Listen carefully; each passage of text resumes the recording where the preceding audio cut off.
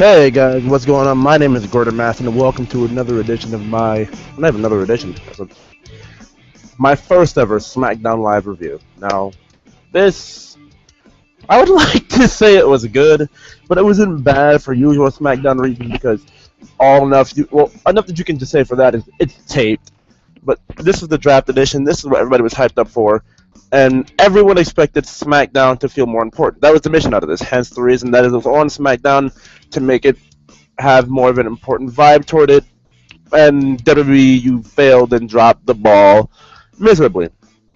If anything, you made people want to watch Raw more than you made people want to watch SmackDown. Which honestly, yes, Raw didn't need that feel like, yeah, I need a reason to watch this. Like the roster they put together was honestly great, but it's like a bittersweet kind of great where it's like, why, man? Like, this is supposed to be SmackDown. They're supposed to be the show catered toward, the smarter wrestling fans.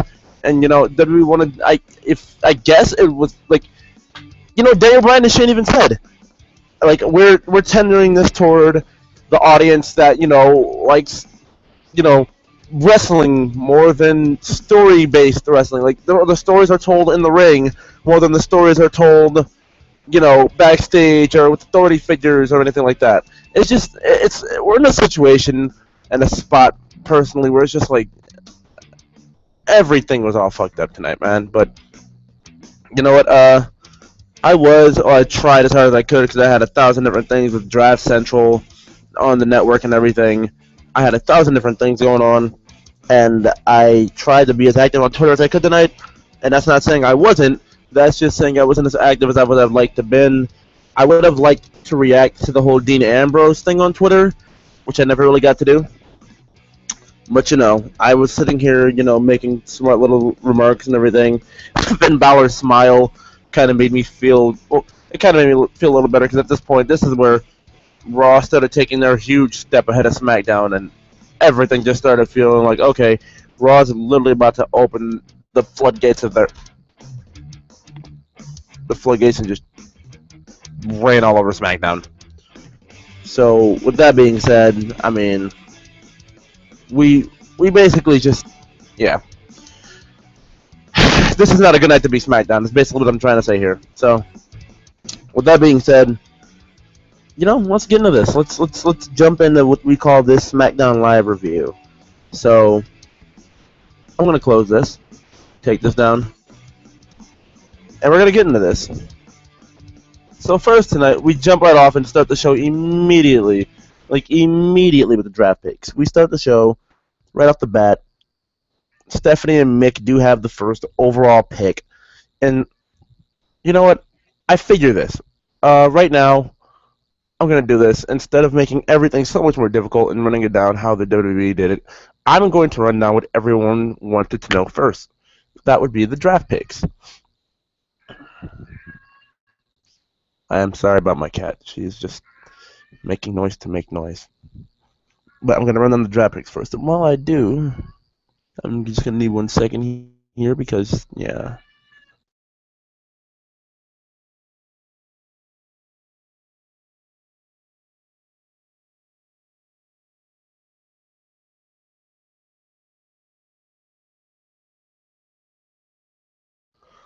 Okay, I got it here. First draft pick, well, obviously I know the second, but the first draft pick was for Raw was Seth Rollins. Second, this was SmackDown. It was Dean Ambrose. And, they went by rounds tonight, and that I honestly didn't expect. I thought it'd just be, we're going to do this many draft picks, then we're going to do that many draft picks, then this many, then that many, then this many, then that many. But, round one for the draft picks was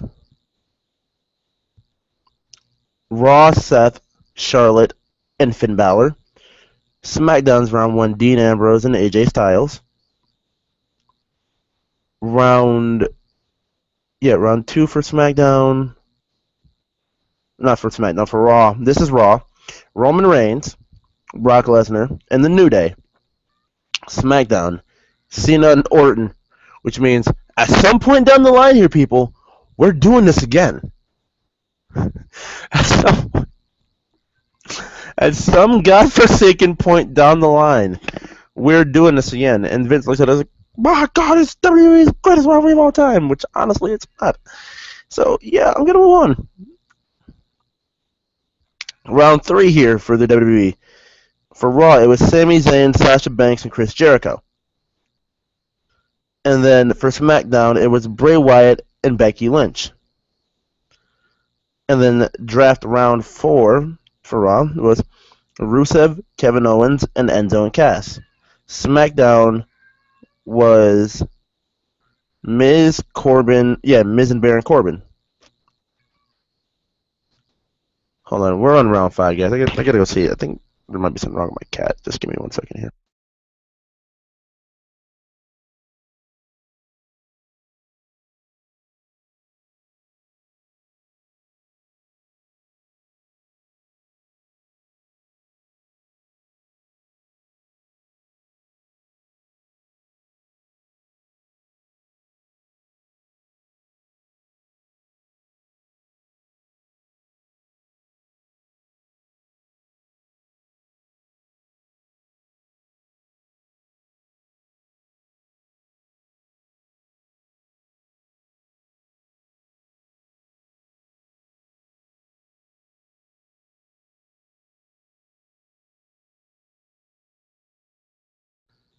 She was just hungry.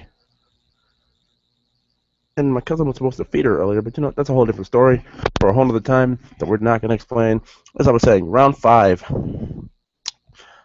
Round 5 for Raw was Luke Gallows and Carl Anderson, Big Show. Yeah, Gallows and Anderson and Big Show. And then SmackDown, it was American Alpha from NXT and Dolph Ziggler. Now let me just go ahead and say, so far, out of the 6 NXT picks, we have Balor and we have American Alpha, which American Alpha as one entity count as one NXT pick.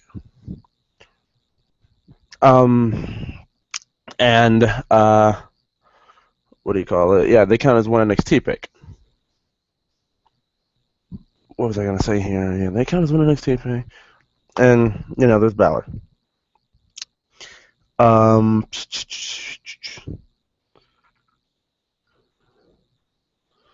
round 6 was Raw. The return of Neville will be, pretty imminent here because he got drafted and he was eligible. Neville, Cesaro, and Sheamus. And then for SmackDown was Natalya and Alberto Del Rio. And then that was the end of SmackDown. But they did say there would be a bunch more picks here on the network. So here were the network picks. Raw. Okay, for Raw, get ready, people.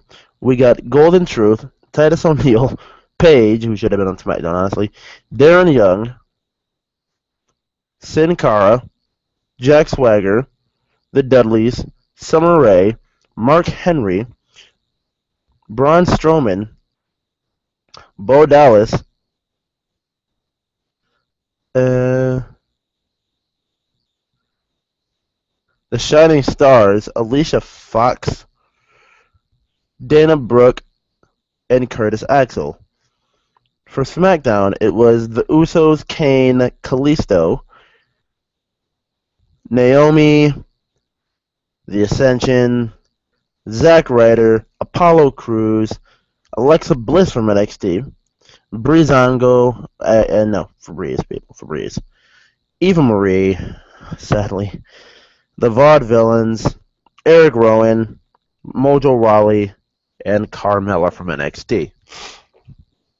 Now, let me come out and say this part. When it comes to Raw, AJ Styles may not be with Gallows and Anderson, but, let's be very specific about this here. AJ Styles may not be with Gallows and Anderson, but Finn Balor got drafted to Raw. And I know there are people out there who say, oh, well, Gallows and Anderson, they plan to keep Finn Balor face. Vince sees money in him, blah, blah, blah, blah, blah. While this could be true, I'm also not going to rule out, because it's pretty fucking cool, I'm also not going to rule out the possibility of the Balor Club with Gallows and Anderson and Finn Balor. because we all know how the Bullet Club rolled in New Japan, where, first Finn, when he was Prince Devitt, was the leader, and then it went to AJ Styles. Now it could be the reverse of AJ Styles and Finn. Now, I don't think commentary, and this could be a stretch, I never mentioned who the leader of the club, at that point, I'm going to say Roppongi Club, we actually may be able to call them something respectable here soon. That's not the Roppongi Club isn't respectable, and then I came up with that myself. It's just that, Balor Club just sounds so much better. And just not thrown together at all, because he's been touting this out, throwing up two sweets and all this for a while now, and it's about time we get this, because honestly, for me, we haven't seen how it works out yet in WWE. We don't even know if we'll see it, but it works out so much better that way, personally, from my standpoint. Other notes to make about this: AJ Styles been on SmackDown. I'm happy about that. I'm happy about Ambrose. Guys like Rusev being on SmackDown, or not being on SmackDown, it's a disappointment. Balor not being on SmackDown, disappointment. Alpha being there, that is awesome. Alexa Bliss, hold on. About Alexa and Carmella. Because let me dive and digest this for 1 second. So, you have a women's title that you put on Raw. And see, here's the thing what I was saying to this. Here's the thing about what I was saying about this when this first started. Although next week I get to meet Becky Lynch, so I'm kind of happy about that. But you'll understand why I'm saying that now in just a second. Here's my thing. And like I said, you'll understand this in just a second. So, let's talk about this. Let us dive into this. There is a women's title, and Charlotte was the first woman drafted, I think 3rd or 4th overall, and they put her on Raw, right? I don't feel like going back into the notes to figure it out, but they put her, actually, and I'll go back in as I'm talking, they put her on Raw, and I'm just wondering why this was done. And the reason I'm wondering why this was done is because Charlotte did not need to get put on Raw. Didn't need to put on Raw. She didn't need to get drafted that early, for 1, and 2, if you're going to draft the women's champion somewhere, then let the rest of the division go there. In honest opinion, if anyone would have drafted Charlotte, it should have been Shane and Daniel, and I know it basically would have took away from the little rub they gave to Becky, saying they thought Becky was the best woman available, which honestly was beautiful to me. But personally, I honestly feel like, Raw's already getting a cruiserweight division. They're all they have in between the range. These are the numbers I've heard. I haven't exactly counted the picks up myself yet, but they have in between the range picks of picks wise of 30. Around 30 to 40 people. Well, 30 to 40 picks. People wise, about probably around that range, somewhere maybe 45, possibly 50. Counting tag teams, and Enzo and Cass and the New Day collectively did get drafted to Raw. The Social Outcast gets split up. It this just boggles the fucking mind to me. Because you have women and you put them on you separate them, and you put the ones okay, let's go worker wise. Alexa Bliss, she's gotten better, but she's not in that range where you can say, oh, I can put her in a match with Becky Lynch, and I definitely want to watch it because that'd just be a barn burner. Alexa Bliss, don't get me wrong, good worker, not a Sasha Banks level worker. I don't call Charlotte an amazing worker, but I call her good enough to put on good women's matches that make people go, wow, this is actually something to watch. Now, that could just be with Sasha, or that could just be with, she's like Roman Reigns. And I know I probably sat here and said this to you guys a lot, and I said this to spite her in certain times, but this couldn't be anywhere further from the truth. Depending on who she has to work with, she's really good. And that's not who Alexa Bliss is yet. And I have confidence that she can get better. That's not who... Well, that is... I have a feeling that Carmella just has a good match waiting to burst out of her. I personally can't wait to see what Carmella has in store for her. What do you call it? Naomi... I'm really wondering what they have planned to do with her because this is just an entire mystery to me. Um, just certain picks in certain situations and certain if I'm being blunt here, SmackDown really got the shitty end of the stick here, man. Like you're trying to make it feel important again, and it just did nothing, like I said before, but make you want to watch Raw more. And I feel like I'm talking myself into a circle here. So you know what? I ran down the draft picks. I ran down how I really felt about the draft. People I wish would have been in it: Joe, Nakamura, Bailey. But that Bailey thing is still a question mark. It's too TBD, to be determined, because we may have Bailey being Sasha Banks' partner on Sunday for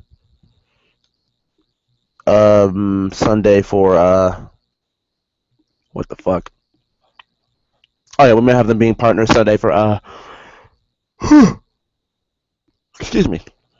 Them being partners maybe Sunday for Battleground. So there's that, and that's that.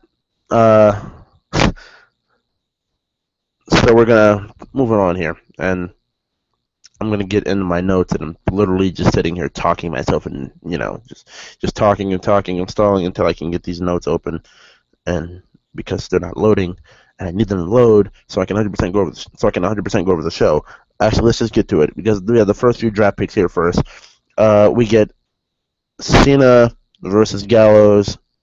And basically, this was everybody stand on the apron, both sides, and see which side. Because when you stand on the apron in professional wrestling, it's a hypnotist act to make the other wrestler who's not on that person's side hypnotized, and they're going to want to hit them off of that apron. Or if it's a woman, make them get off of the apron by yelling at them. So it was a hypnotist act, and both sides seemed to get in the ring between Enzo and Cass and AJ Styles and Carl Anderson, and they both get double back body dropped over the top rope. Cena hits the AO and Gallows. 1, 2, 3. Luke Gallows gets the pin. John Cena finally. This is the first time he's been back, and I'm not even shitting you. Finally picks up a win. Okay. So, up next. I mean, I don't really have anything much to say there. It's just it's not really much to me. I honestly think Cena and Enzo and Cass. Excuse me. Cena and Enzo and Cass pick up the win on Sunday, and it evens the series between Cena and Styles, and because they're now in the same show, they have a match at SummerSlam, is what I'm guessing. So yeah, there's that. So up next, we get Darren Young and Zack Ryder in a Challengers versus Champions match. Darren Young and Zack Ryder versus Rusev and The Miz. Usually I'd call this lazy booking, but I mean, you just had to throw something together for these guys on SmackDown. If you have another show to progress some things, or try and progress some things, or try and entice people to maybe want to watch these matches on Sunday, fine, fuck it, roll with it, do it. But Darren Young, and I know I was the one last night who said this won't work, wins with the crossface chicken wing. That got a pop, and he kept it on super long after the bell, which is apparently, I don't know this, but apparently what Bob Backlund used to do. And, I mean, of course a finisher won't convince me to be a fan of you, but this is actually pretty fun. This is actually pretty good, and I enjoyed Darren here. So, shouts out to Darren Young. Congrats, bud. Up next, we get Bray Wyatt versus Xavier Woods, and this just ended with a weird, and I mean really weird ending with a Sister Abigail. And it's kind of hard to explain, but if you go back and watch it, you'll understand. So, up next, we're supposed to get, I guess, Kevin Owens versus Kane, but we don't know because when Kevin Owens is making his entrance, as Kane is already in the ring, Sami Zayn comes out, and these two just beat the ever-living shit out of each other, and it just shows how fucking petty Sami Zayn really is, man. I mean, I have the Twitwell made, for anybody who doesn't know what Twitwell is, go check these guys out, John and Ashton. They do amazing jobs on everything. And they really do here. They cover stuff like New Japan's G1 Climax that's going on right now. Lucha Underground Season 2 finale, almost a Season 3. and they do make T-shirts here and there. And this is the Kevin, which Kevin Owens would justify at one point in his career everything he did because he needed to do it for his family. And this is the shirt that Kevin Owens has. Not Kevin Owens has now. It's a mock shirt of a shirt that Kevin Owens had, but it says he's a father because he's the father, damn it, on it. And the damn it part's on the back. But it says because of the father, damn it. And that's usually the reason why one of the guys there, John, would justify everything Kevin Owens did. And why am I saying he justified everything Kevin Owens did? He still justifies everything Kevin Owens does, which is what makes John so awesome. But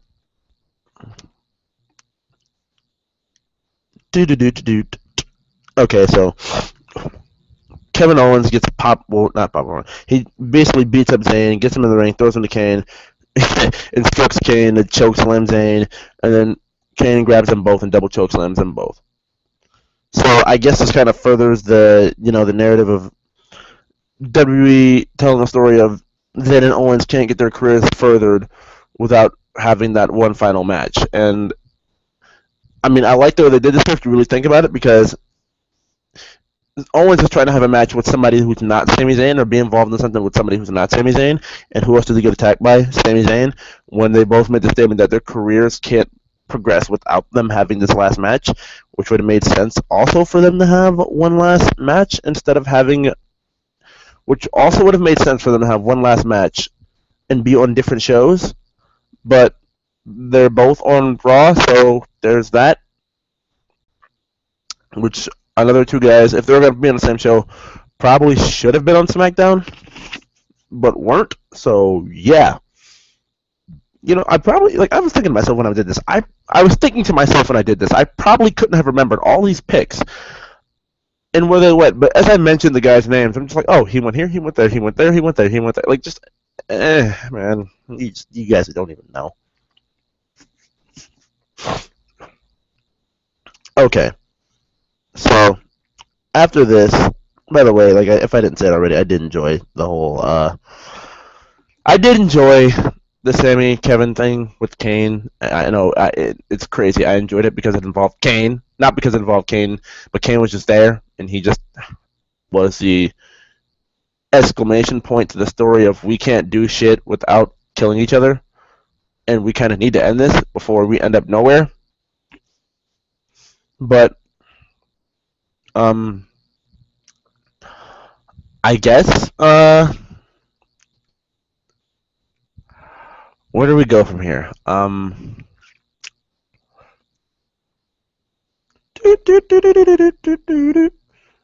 Okay. Charlotte and Dana versus Sasha. Yeah, Charlotte and Dana versus Sasha. This is Sasha's first pinfall loss that she's taken on the main roster in over a year. Not over a year.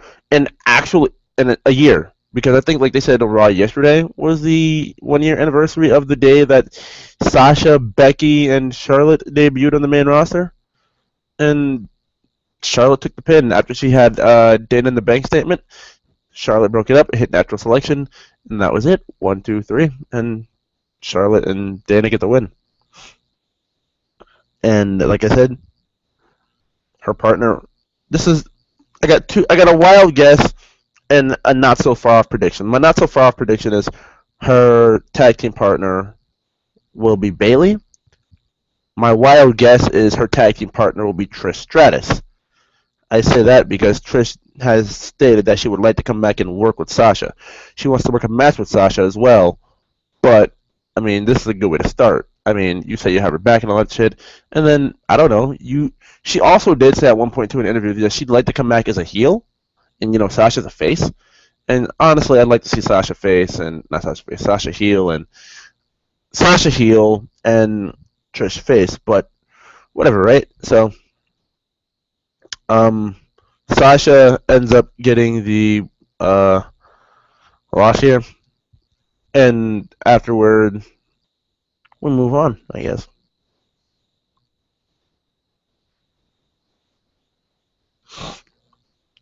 So up next we get Jericho versus Cesaro, and this match, and what I've learned about Chris Jericho specifically is, I was one who would say points in time, and I don't even think I said it on the reviews because I probably wasn't reviewing Raw at that moment where Jericho was doing these things. But when Jericho tries to wrestle at the pace of a Sami Zayn, at the pace of a Dean Ambrose, at the pace of a basically a young guy, and this is no shot at Jericho. This is just the honest. I'm not gonna say brutal truth because he can totally wrestle a different style. But like when he tries to wrestle like he's 25 and he's obviously not, or like early 30s, which he's obviously not, the matches don't really come out that good.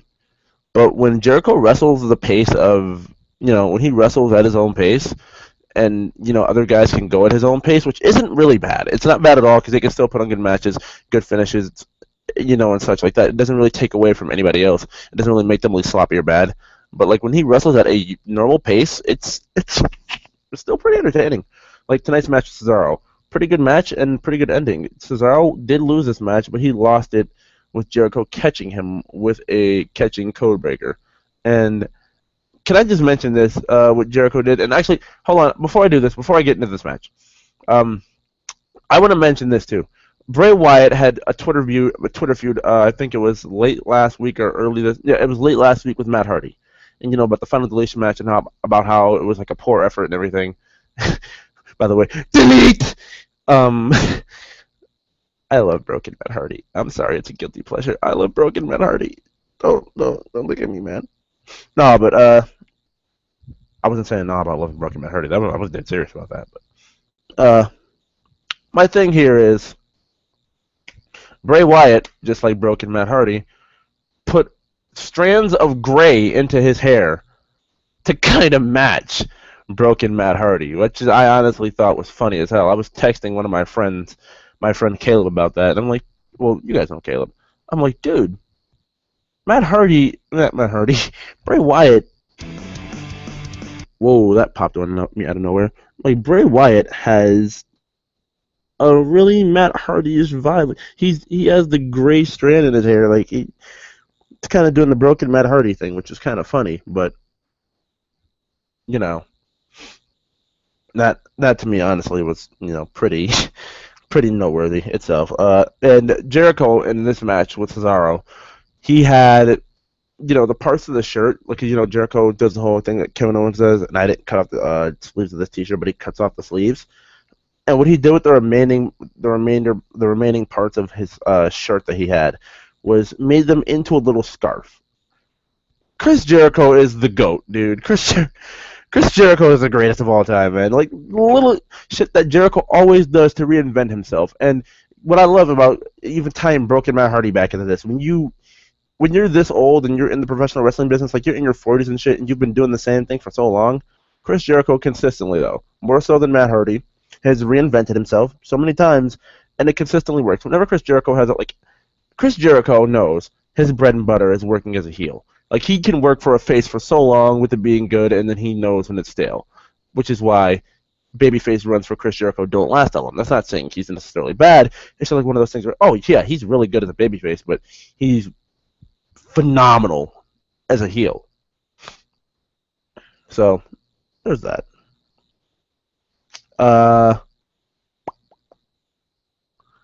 Okay, but the Cesaro match basically ended with Cesaro going for a uppercut, like his signature springboard uppercut, and got caught in a code breaker and lost like that. But at one point where Jericho went for the lion salt in this match, I really love this spot, and it like really made me cheese hard because Jericho went for the lion salt, but when he did, I love the fact that Jericho, and I even hate to keep bringing up age here, but has the can stand on the middle rope long enough for Cesaro to get up, catch him, hold himself there for about 1 second to catch his footing and catch what they're doing, and stand there and take a Russian leg sweep off of the middle rope, which is beautiful. Shouts out to Tyson Kidd and Neville, back at that point, Adrian Neville, for the work they did at NXT TakeOver, the inaugural NXT TakeOver special. Not Arrival. Arrival was before that. The original NXT TakeOver.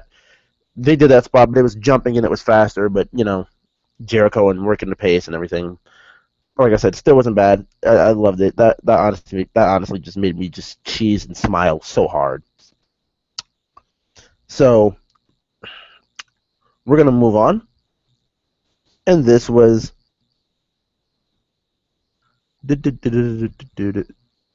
a Seth Rollins backstage promo saying how I would keep the championship.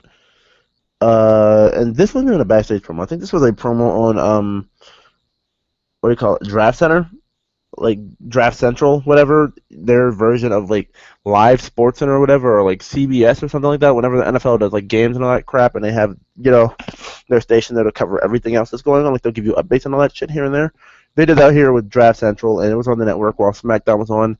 I said Sci-Fi USA Network, and honestly, it wasn't bad at all. Like I was watching that during commercials, and another thing that WWE was doing during commercials that was pretty good tonight, especially during the first match with Cena versus Gallows, was there was a split screen if you're watching on TV and not on stream, but there was a split screen of like, okay, like you see where I'm pointing here, like this entire half where my hand is covering up, like right here of the camera, was the commercial break.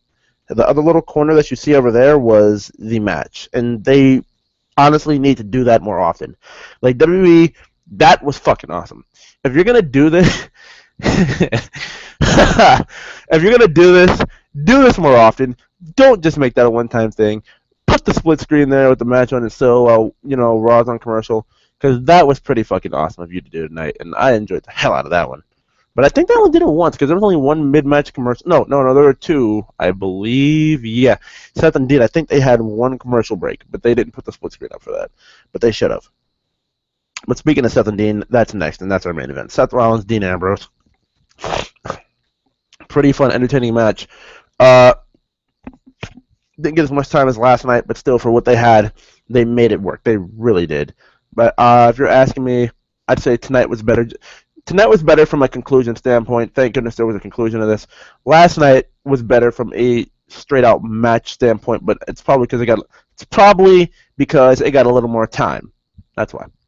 But the match ends with the same thing as last night, but when Seth Rollins usually does the superplex, it's followed by him standing up and then hitting a Falcon Arrow, which was fucking ridiculous. Well, which is usually fucking ridiculous, but Seth ended up getting out of that. Not Seth. Dean ended up getting out of that, reversing, and spiking the literal hell out of Dean Ambrose. And not out of Dean Ambrose. Oh my god, where are my words? Spiking the literal hell out of Seth Rollins and picking up the win. So that was that. And even hate to go back to the beginning of the show here, but I just want to note that Shane McMahon called Seth Rollins CrossFit Jesus, which is about the funniest thing ever that they would even mention that on WWE television, which is just like with so many internet nerds. Seth Rollins, a.k.a. CrossFit Jesus, bro. Yeah, internet too sweet me. Boom. But yeah, that's about that. And that was SmackDown. And then I got to the network picks, which is after SmackDown, and I ran everything down to you. So if you did miss the picks, or you missed anything about this will be probably up in about a good 5 minutes after it's done uploading, maybe 5 to 7 minutes. At the latest 10, because it uploads right after I click the stop recording button. It starts processing and all that shit. So I hope you guys did enjoy this. We will be doing these weekly, even though I'm going to regret saying that at some point. I would like to thank you guys for watching this. Remember to leave a like on this video if you already haven't. Subscribe if you're not subscribed for more of that WWE goodness on this channel. And I will see you guys next time. Thank you guys for watching. I do appreciate it. Ultima Lucha in its entirety. Not just part 1 like, some people do. Part 2 the next week. I'm going to do it part 1, part 2, and the 2-hour part 3 finale, which is tomorrow. And maybe, if I have the energy, depending on what happens, let's see where this goes. If I don't get, called to go do something tomorrow after Lucha Underground or before Lucha Underground and have to record Lucha Underground. Well, that you can definitely count on Lucha Underground. But I'm not doing NXT. I'm doing the Cruiserweight Classic because Daniel Bryan and Mauro Ranallo are a revelation.